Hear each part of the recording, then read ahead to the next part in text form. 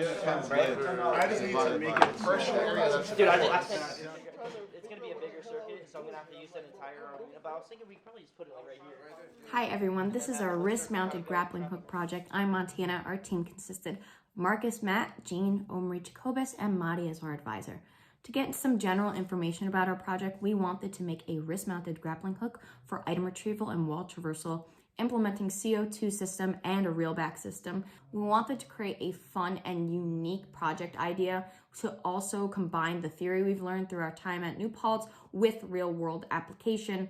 We specifically focused on fluid analysis, projectile kinematics, and pressurized system design, since that's what most of our components use in our project. And we used our hands-on skills such as 3D modeling, welding, coding, and circuit design for this project. Here's a look at the CO2 propulsion system modeled in SolidWorks. Just like in the physical prototype, we've got the barrel connected to a solenoid valve which controls the release of pressurized gas. From there, our U-fitting leads to our pressure chamber.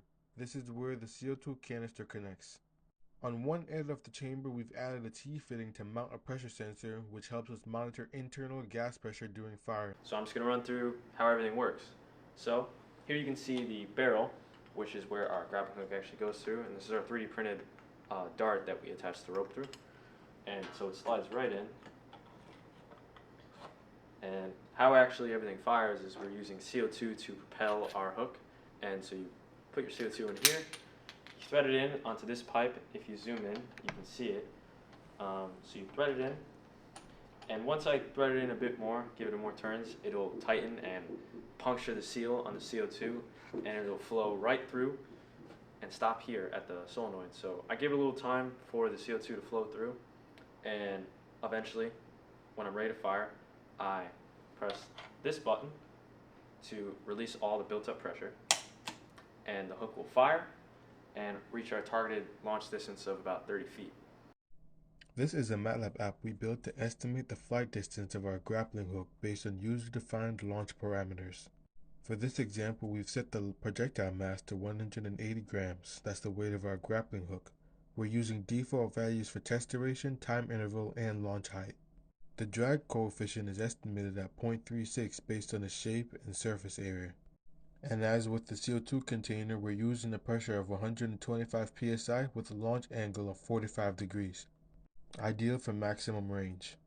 Once we run the simulation, the app calculates an initial velocity of 13.7 meters per second, which gives us a projected flight distance of about 19 meters. 2, 1. This helps us validate whether our propulsion system delivers the performance we need before we even pull the trigger. How we have a spool and with a motor here to actually propel or bring back the rope after we miss or attach something if we have a magnetic tip attached.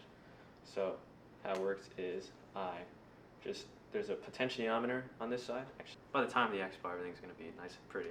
So I turn the potentiometer here, and you can see the spool move. We're going to have better spool designs to actually make it work a lot better. That's how the spool will reel in all the rope. And how everything works in terms of getting this to function as, say, for a firefighter or rescue operation. You can take the rope off the spool and attach it to any climbing clip that you would then attach to, say, a climbing harness. So I don't have a belt on, but right now, say this is one of my climbing harnesses. I can attach it right here. Nice and snug. If you got a better knot than we do, and you'll be all good. This is actually how everything mounts onto your arm. We have our straps here, and I can pull them in, and I have a wrist-mounted grappling hook.